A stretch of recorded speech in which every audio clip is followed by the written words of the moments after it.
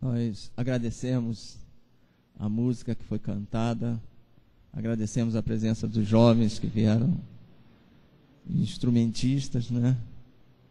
Nós estamos felizes nesta manhã por estarmos na casa de Deus e por receber vocês aqui na casa de Deus. Cada um de vocês, ao ouvirem, ao se dirigirem para a igreja, possam ter certeza que Deus tem interesse nessa decisão, nesse caminhar em direção à igreja. Deus tem interesse, Deus é que coloca no nosso coração o desejo de estar na sua casa. E quando a gente está aqui, Deus tem interesse em nos ensinar a viver e nos prepararmos para sermos cidadãos do reino celestial. Esta semana foi iniciada a série de conferências. O pastor Edson Henrique começou na quinta-feira à noite a pregar. Na quarta-feira à noite ele já pregou aqui para os irmãos da igreja. Mas na quinta-feira nós começamos a série de conferências lá embaixo. E ficamos felizes pela presença de muitos visitantes. Os irmãos trouxeram seus visitantes. Ficamos felizes também porque nós tivemos um visitante que veio pela faixa que nós colocamos aí na frente. Ninguém o convidou, mas ele viu aquela faixa e ele veio à igreja. Ficamos felizes porque tem pessoas que estão vindo sem serem convidadas. O convite, sem um convite pessoal, ninguém pegou na sua mão. Outros estão vindo porque alguém pegou na sua mão e trouxe-o aqui à casa de Deus. Eu estou feliz porque Deus está abençoando os nossos esforços. Essa semana passada eu falei à igreja que a festa estava preparada, faltavam agora os convidados. Que eu tinha gostado muito de ter trabalhado, foi muito cansativo trabalhar na construção da igreja, mas que eu gostava de chegar aqui e dizer para o pedreiro: eu preciso que seja feita essa parede aqui, embolsa essa parede. E no dia seguinte chegava aqui, eu via que eles tinham chapiscado a parede, tinham começado o embolso, e dentro de pouco tempo nós vimos aquela parede toda embolsada. Mas o trabalho que nós estamos dedicados agora é diferente desse. É um trabalho que não é jogar massa na parede, é jogar a mensagem, espalhar a mensagem. Nós temos que fazer a nossa parte, deixar Deus fazer a parte dele. Mas o que é impressionante também é que mesmo Deus não obriga ninguém a vir à igreja. Deus não constrange ninguém. Todas as pessoas que vêm para a igreja de Deus vêm sob a influência de Deus, mas porque decidiram vir. Então, por isso, a igreja de Deus, ela se lança sempre na fé, pela fé. O trabalho da igreja é um trabalho espiritual. E às vezes a gente pode preparar toda uma festa, mas não virem convidados. Mas eu dou graças a Deus porque nós temos tido sucesso. Deus está movendo os corações. Eu queria pedir aos irmãos que nós já tivemos 2 noites. Hoje à noite nós vamos ter mais uma reunião. Nós estamos fazendo naquele auditório lá de baixo, para que as pessoas que passam na rua possam ver o que está acontecendo. Eu pensei que se tivéssemos alguma dificuldade e a igreja enchesse tanto, nós iríamos subir e fazer aqui em cima. Mas tem sido, o auditório tem suportado bem e tem sido uma bênção o trabalho ali embaixo também. Eu quero dizer aos irmãos que eu não estava pensando em pregar aqui aos irmãos hoje, mas eu vou falar aos irmãos uma mensagem rápida, em razão das circunstâncias que eu estou hoje aqui ocupando esse púlpito. Porque os irmãos já me viram pregar aqui no primeiro sábado, já me viram pregar domingo passado e hoje estão me vendo pregar de novo. eu peço paciência àqueles que estão passando por essa situação. Eu quero que os irmãos leiam comigo a palavra que está escrita por Pedro, na sua primeira carta, no capítulo 1.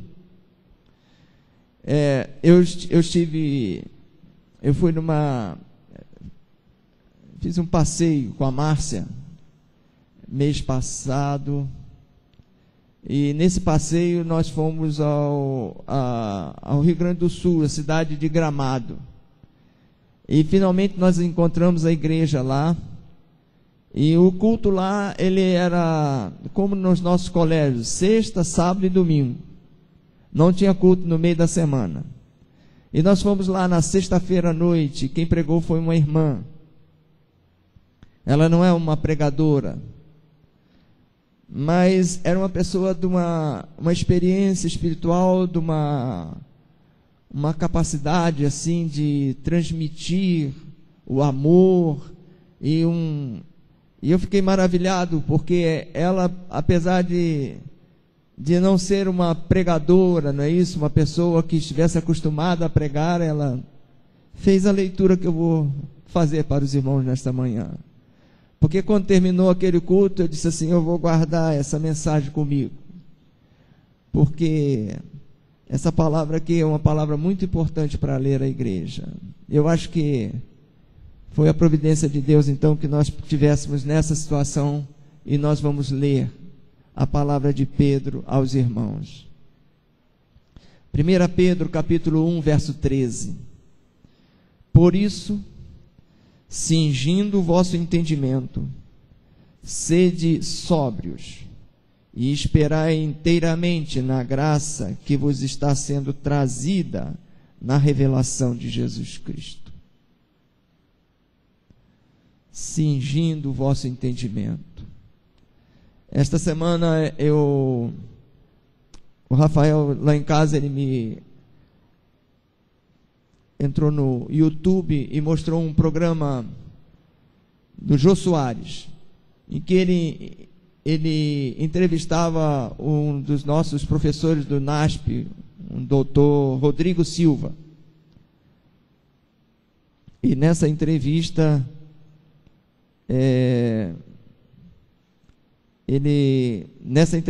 ele falava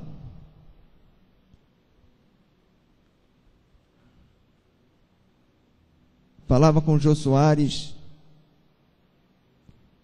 a respeito das descobertas, das coisas das pesquisas, das escavações arqueológicas. E ele falava sobre essa questão do entendimento. E eu achei interessante, e até surpreendeu o Jô Soares, quando ele disse que Jô Soares queria, de qualquer maneira, falar para ele que tinha que separar a fé da razão. E Rodrigo Silva disse para ele: não, a nossa fé é racional. Aí Jô Soares: mas que é isso? A fé é racional? Sim. A nossa fé é racional, porque Deus se relaciona conosco através da nossa mente. E nós somos seres racionais. A nossa fé é racional. E na discussão ali, eu gostei muito daquela entrevista. Porque, apesar de Jô Soares se declarar um homem crente, mas ele tem que fazer o contraponto ali para atender aqueles que são descrentes. E ele então provocava o representante da nossa organização, e ele provocava todas as maneiras, e eu fiquei feliz da sabedoria que Deus dá àquele homem. Como ele tem resposta para todas as questões que são colocadas pelos homens que pensam, que sabem, pensam, que têm muita sabedoria, e ele responde aquilo tudo na simplicidade da nossa fé. Quando eu leio essa palavra aqui, que Pedro disse, por isso, cingindo o vosso entendimento, cingindo o nosso entendimento, cingir é como que vestir o entendimento, vestir uma roupa, né? E ele diz que é para cingir o entendimento, que nós devemos, na verdade, apegarmos a palavra de Deus e colocarmos como Deus deseja que nós vivamos. Isso é cingir o entendimento, é aprender de Deus. Mas ele diz, sede sóbrios e esperai inteiramente na graça que vos está sendo trazida na revelação de Jesus Cristo. Precisamos entender o amor de Deus, precisamos compreender o interesse de Deus por nós, precisamos entender o que é a graça de Deus, e com base nessa graça de Deus, nesse entendimento, nós poderemos caminhar como cristãos vitoriosos nesta terra. Mas essa palavra, desse verso 13, ele começa dizendo assim, por isso, ou seja, alguma coisa que ele tinha dito antes, e por ele ter dito as coisas que ele disse antes, ele diz assim, por isso vocês devem cingir o vosso entendimento, vocês devem ser sóbrios. A palavra sóbrio, ela se contrapõe à palavra ébrio, ou ela se contrapõe a uma pessoa que esteja com a mente anuviada.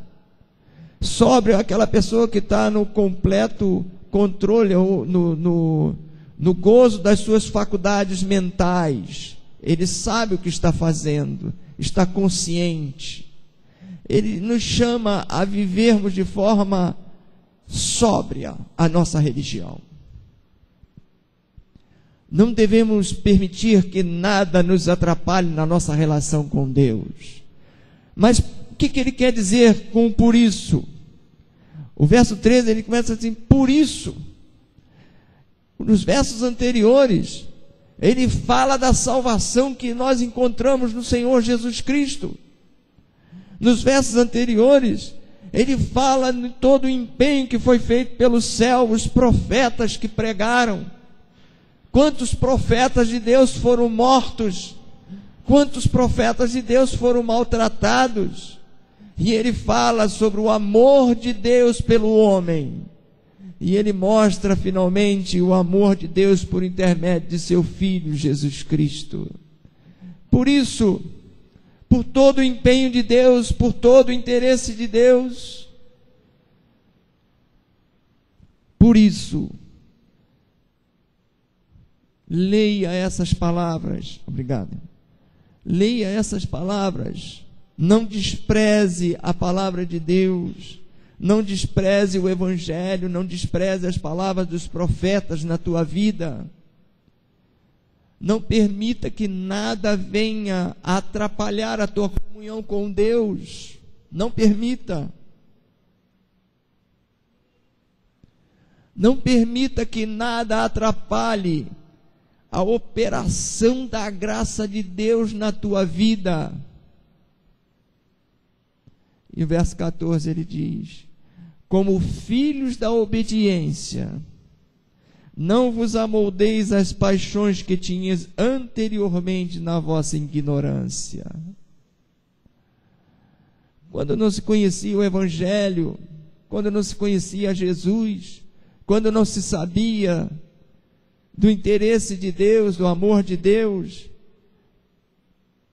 não se vivia como filho da obediência, mas se vivia como filho da desobediência. E ele diz, não vos amoldeis às paixões que tinhas anteriormente na vossa ignorância. O Evangelho muda a vida da pessoa. Deus muda, molda a vida da pessoa. É isso que Pedro está dizendo.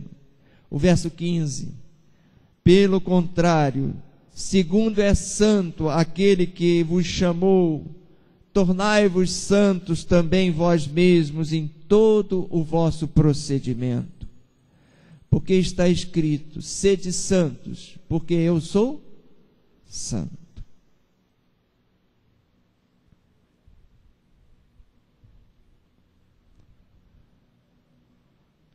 O mundo está nos empurrando para vivermos como descrentes. O mundo nos empurra para vivermos revoltados e magoados, para vivermos separados de Deus e da graça de Deus. O mundo nos empurra e nos seduz para vivermos de forma corrupta, para vivermos desprezando a mensagem de Deus que nos chama à pureza espiritual. Mas a exortação de Pedro nesta manhã a cada um de nós é que vivamos como filhos da obediência. Para ser filho da obediência, é só pela graça de Deus. Ninguém hoje consegue obedecer a Deus, nenhum homem consegue obedecer a Deus. Ninguém consegue ouvir e atender a esse chamado de Deus, sede santos, porque eu sou santo, se não for a graça de Deus na sua vida. Ninguém vai chegar ao céu pelos seus próprios esforços, mas sim, todos chegaremos ao céu pela graça de Deus, se nós permitirmos que Deus mude o nosso coração. O verso 17, ele diz: ora, se invocais como Pai aquele que, sem acepção de pessoas, julga segundo as obras de cada um, portai-vos com temor durante o tempo da vossa peregrinação. Eu gosto dessa palavra, peregrinação. O conceito de Pedro aqui é o mesmo conceito que nós encontramos em outras partes das Escrituras, o conceito de que somos peregrinos nesta terra. O nosso lugar não é aqui, nós estamos apenas de passagem. A terra em que nós vamos habitar, a terra que nos foi prometida, que é a terra onde nós vamos viver eternamente, é o novo céu e a nova terra que Deus promete criar ou recriar. É essa terra renovada. Este mundo cheio de pecado e de maldade, aqui os filhos de Deus são como peregrinos. E ele usa essa expressão: portai-vos com temor durante o tempo da vossa peregrinação, sabendo que não foi mediante coisas corruptíveis, como prata ou ouro, que fostes resgatados do vosso fútil procedimento que vossos pais vos legaram. Pense você nas coisas, nos valores que você tinha e que lhe foram passados antes de você aceitar o Evangelho na tua vida. É disso que Pedro está falando. Mas pelo precioso sangue, como de cordeiro, sem defeito e sem mácula, o sangue de Cristo. Nós não fomos comprados, nós não fomos tirados do mundo do pecado, da perdição, do caminho da morte, mediante o dinheiro que tinha no nosso bolso. Não foi assim e não será dessa maneira. Não pela sabedoria, não pela a cultura, não pela nossa, pelos cursos, ou pela nossa classe social, ou pela nossa raça, nada, por nada disso nós vamos chegar ao reino do céu. Por nada disso. Nós vamos chegar ao reino do céu, conforme ele diz aqui, pelo precioso sangue, como de cordeiro, sem defeito e sem mácula, o sangue de Cristo. Conhecido com efeito antes da fundação do mundo, porém manifestado no fim dos tempos por amor de vós, que por meio dele tendes fé em Deus, o qual ressuscitou dentre os mortos e lhe deu glória, de sorte que a vossa fé e esperança estejam em Deus. Que a vossa esperança esteja em Deus. Que a vossa fé esteja em Deus. Que a vossa salvação esteja em Deus e não nas coisas deste mundo. que a vossa salvação esteja em Deus e não na vossa sabedoria. Agora o verso 22 ele diz: tendo purificado a vossa alma pela vossa obediência à verdade, tendo em vista o amor fraternal não fingido, amai-vos de coração uns aos outros ardentemente. O plano de Deus, a salvação de Deus, ela prevê a nossa preparação para vivermos em sociedade, uma sociedade perfeita, em harmonia. É isso que prevê o plano da salvação. Pois fostes regenerados, não de semente corruptível, mas de incorruptível, mediante a palavra de Deus, a qual vive e é permanente. O poder da palavra de Deus para nos regenerar, a semente que Deus prometeu colocar no coração dos filhos de Adão, a resistência ao mal, a inimizade ao mal, esse poder está na palavra de Deus. Por isso eu recomendo, e a palavra de Deus recomenda, que nós a estudemos, que nós nos alimentemos espiritualmente. Leiam a palavra de Deus todo dia. Não deixem de estudar a palavra e busquem o entendimento da sua palavra e aplicar na vida. Verso 24: pois toda a carne é como erva, e toda a sua glória como a flor da erva. Seca-se a erva e cai a sua flor. A palavra do Senhor, porém, permanece eternamente.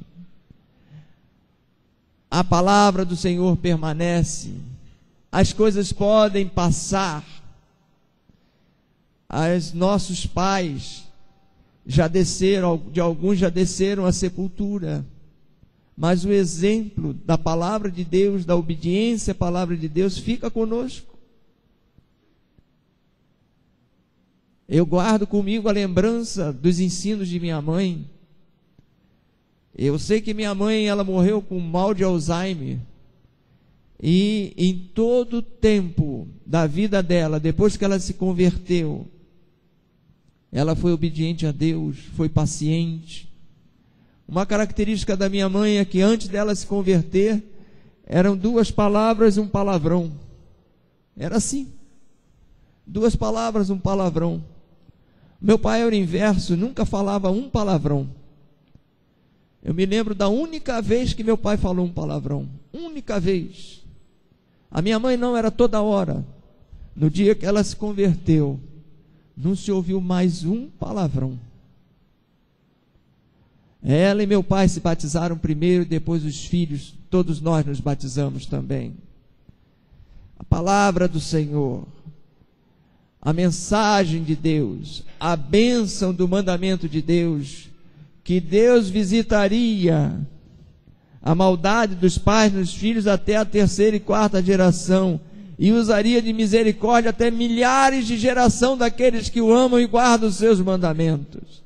A palavra de Deus, ela permanece na nossa casa, na nossa vida, influenciando e moldando o coração de nossos filhos.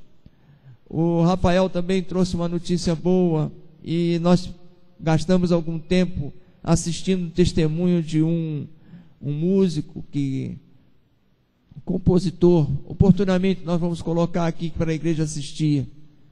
Marcos Maraial. Foi criado na igreja, mas quando chegou na adolescência ele saiu da igreja. A mãe dele permaneceu, e durante a vida toda dele ele fez sucesso.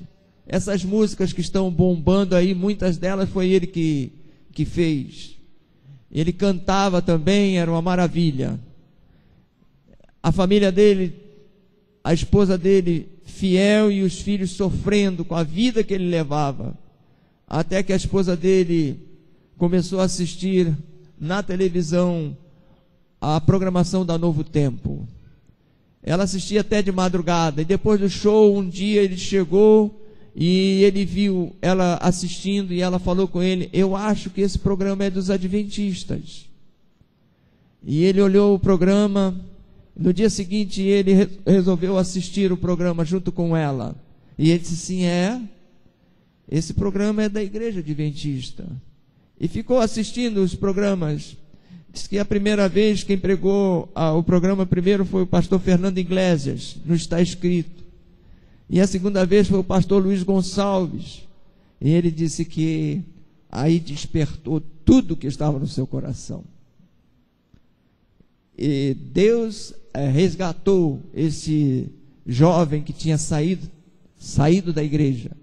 E ele teve que romper com tudo, a fama, com todas as pessoas, os contratos, o dinheiro que ele recebia pelas músicas que fazem mal às pessoas. Ele abriu mão dessas músicas e não recebe mais. E agora ele não tem parte em todas aquelas coisas erradas que ele fez, arrependeu. Eu achei lindo uma música que ele fez. E eu fiquei ouvindo, ele simplesmente delirando violão, né? Dedilhando o violão e ele cantando que Deus esperou por ele.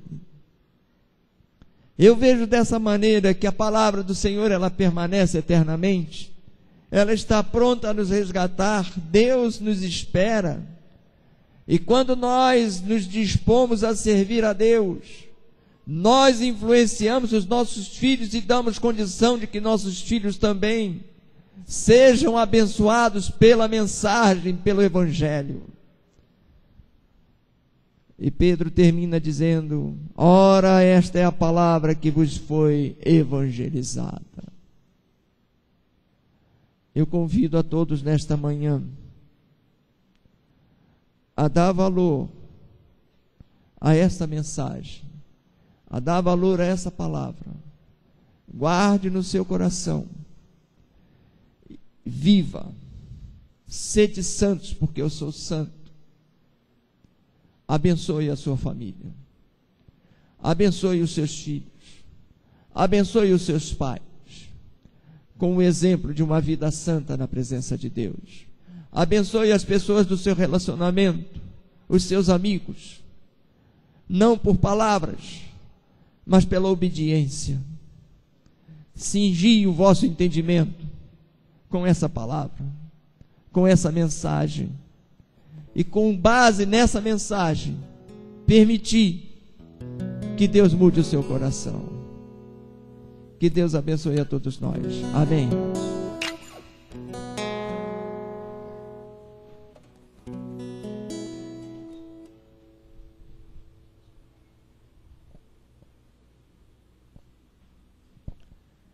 Conseguiram?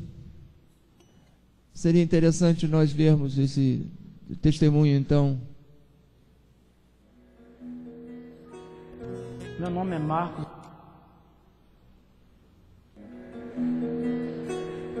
Meu nome é Marcos Antônio Ferreira Soares, mais conhecido como Marquinhos Maraial.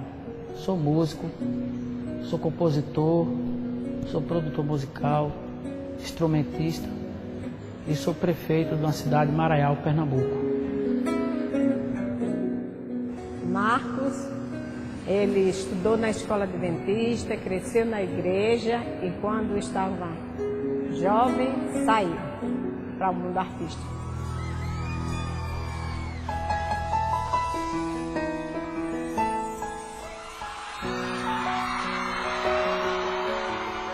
Uma carreira de sucesso, 25 anos de trabalho, muito dinheiro, shows e fama.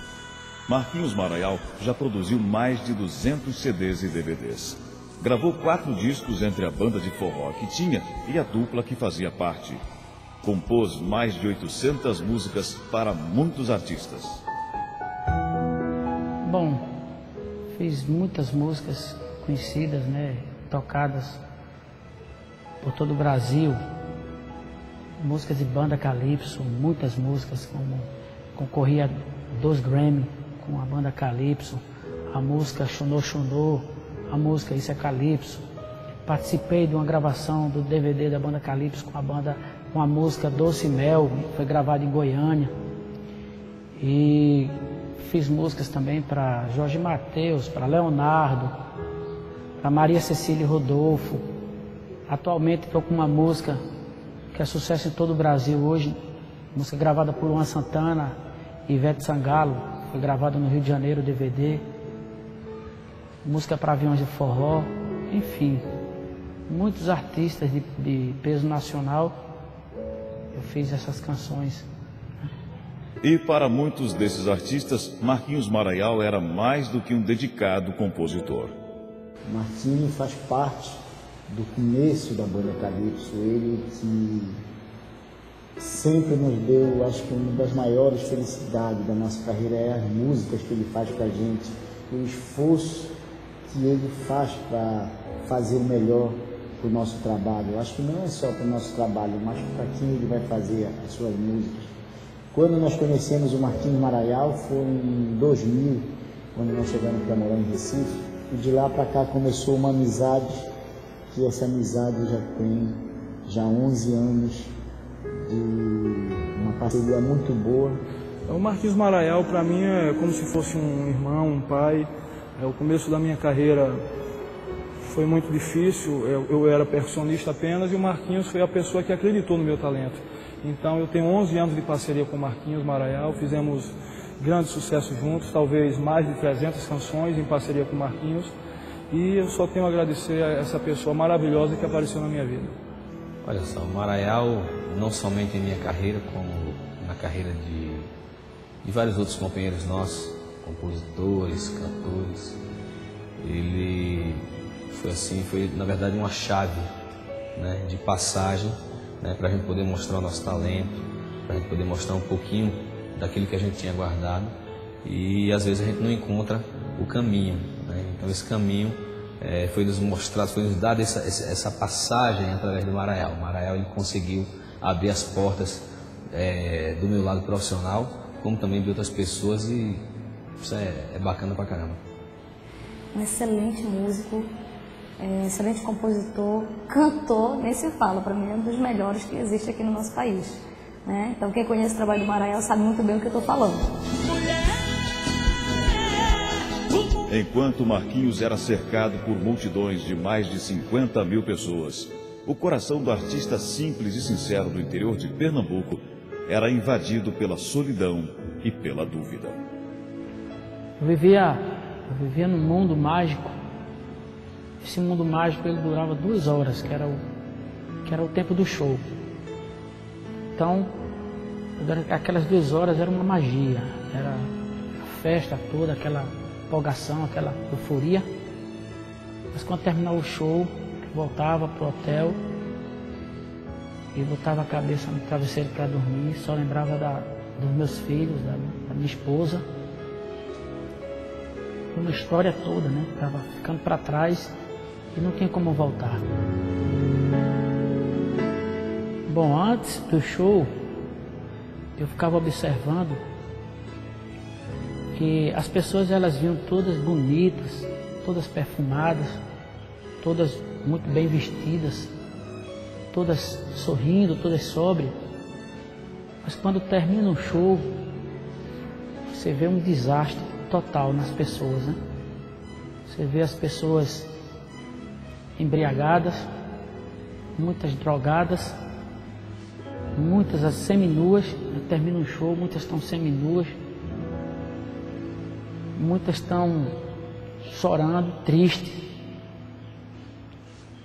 E eu me sentia culpado, estava me sentindo culpado, participando daquela tristeza das pessoas, né? Eu estava participando daquele desastre todinho. Eu que estava provocando aquele desastre. Porque eu que subi em cima do palco e levava as pessoas a fazerem aquilo. Por conta das minhas músicas, das minhas canções que eu cantava. Muitas delas falando em bebidas. Muitas delas falando em sexualidade, em sexo. Então, eu me via sendo culpado. E isso foi martelando a minha cabeça, martelando. Marquinhos Maraial se dividia entre a banda, a prefeitura da cidade de Maraial e a família, que sempre ficava com a menor parte do tempo e da atenção do músico. Eu cheguei a passar, num ano eu cheguei a ficar em casa 68 dias. E o resto viajando pelo mundo, viajando pelo Brasil afora, fazendo shows, produzindo, arranjando. Essa era a minha vida. 15 anos, eu tenho uma filha com 15 anos. Eu nunca passei um Natal com minha filha. Nunca passei um Réveillon com minha filha. Aniversário dela, quase nunca passei aniversário com ela. E sempre eu chegava atrasado, eles esperavam por mim para comemorar um Natal, um jantar. Mas era assim. Distante da esposa, da família, dos amigos, Marquinhos Maraial lutou contra ele mesmo. Mas a busca pela fama falou mais alto por muitos anos. Por onde eu andava, as pessoas me conheciam, né? Falavam que pediam um autógrafo, muitos queriam tirar fotos, enfim. Toda uma história que um artista, quando ele atinge um certo patamar nos degraus da fama, isso é muito natural. Mas havia sempre uma interrogação dentro de mim, um vazio. Marquinhos Maraial sabia que a vida financeira dele estava garantida. Mas o que ele não sabia era que Deus tinha outros planos para toda a família. E a realidade vivida por eles começou a ser transformada, mudada, como uma simples troca de canal. Sozinha em casa, a esposa Sandra ficava muito tempo em frente à televisão. Num dia que parecia comum, mas que estava planejado por Deus, ela encontrou um canal de TV diferente, que chamou a atenção. A programação a cativou e ela convidou o marido Marquinhos para assistir também. Depois de um show, há 1 ano e meio atrás, mais ou menos, cheguei de madrugada, a TV estava ligada, que eu tenho um Sky, o canal era 141. Aí minha esposa estava assistindo o programa da Novo Tempo. Está escrito. O pastor Fernando Igreja. Mas eu passei e fiz de conta que não passou despercebido. Aí fui no banheiro, tomar um banho, me deitei. Quando foi de manhã, minha esposa me falou: ó, Marcos, eu vi tem um canal, uma pregação muito boa, maravilhosa, e eu acho que é adventista. Será? Ela fez, eu acho que é adventista. E coloca aí. Aí ela colocou, aí eu vi que era a Novo Tempo. Depois passou muito falando, era adventista. Aí me despertou.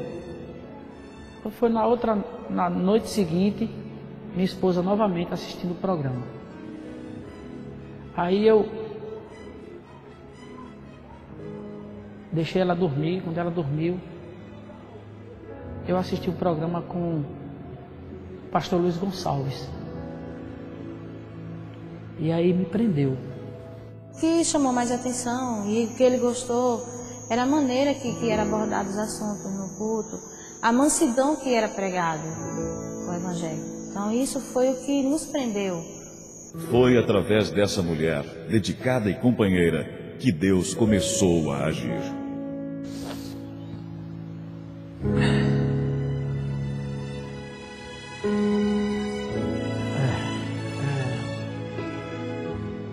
Ela soube esperar com paciência, né?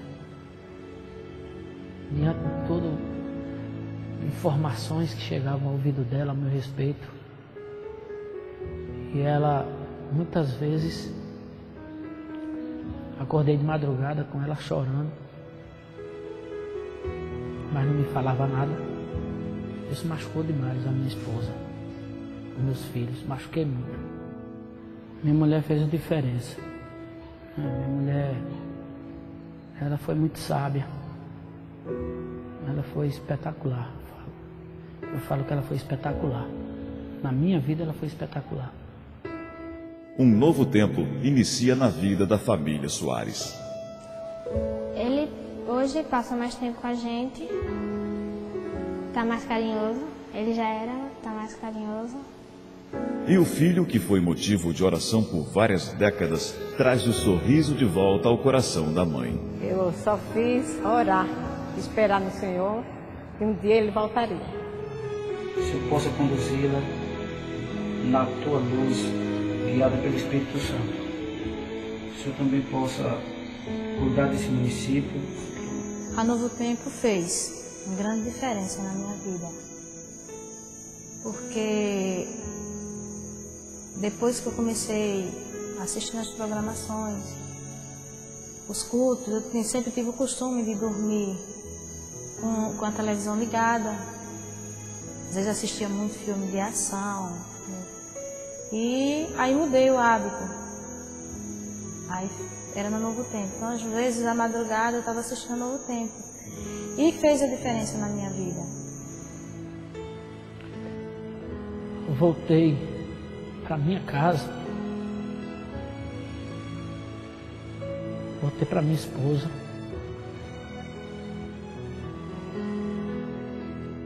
Eu voltei para Jesus. Estou começando a viver agora.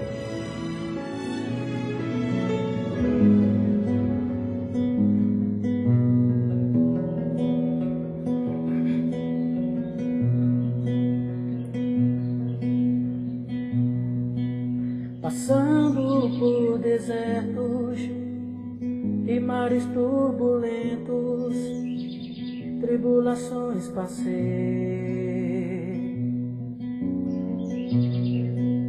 Andando pelo mundo, pelo vale da morte, tantas noites eu chorei.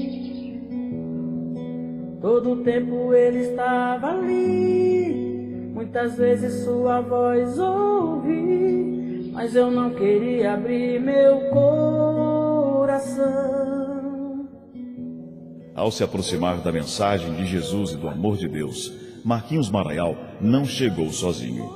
Maraial é uma pessoa totalmente diferente, a gente viu a diferença, ele falando de Deus pra gente, e graças a Deus ele já conseguiu levar um amigo nosso para a igreja, que foi o Christian Lima, que hoje já está, através das pregações que o Marquinhos chega aqui no estúdio com a gente, falando de Deus, e já conseguiu levar um amigo nosso. E Marquinhos está indo agora e com certeza eu estou chegando lá também. Esse é o meu propósito de vida, é procurar Jesus. Chegou a hora, vou me entregar, de agora em diante, pela fé eu decidi andar na luz, pois muito antes meus pecados foram pagos lá na cruz. Me esperou Jesus, Ele esperou por mim, Deus esperou por mim. A esperança agora faz parte da vida da família.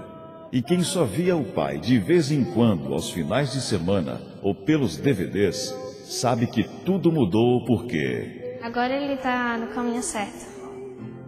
Chegou a hora, vou me entregar.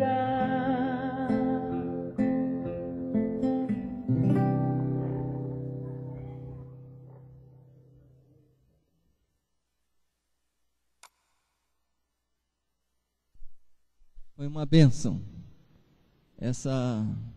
esse testemunho, que cada um de nós possa guardar no coração e possa levar essa mensagem e permitir que esse evangelho mude também o nosso coração. O irmão Ivaldo nos fez lembrar que tem pessoas que estão assistindo o nosso culto aqui, e nós queremos falar a essas pessoas que Deus, não é por acaso que você está ouvindo essa mensagem, esses testemunhos, mas Deus tem um propósito na sua vida também. O irmão Ivaldo disse que a irmã dele certamente estará ouvindo lá no Maranhão, né? A Ivana. Então, uma saudação daqui da nossa igreja para todos. Que Deus abençoe.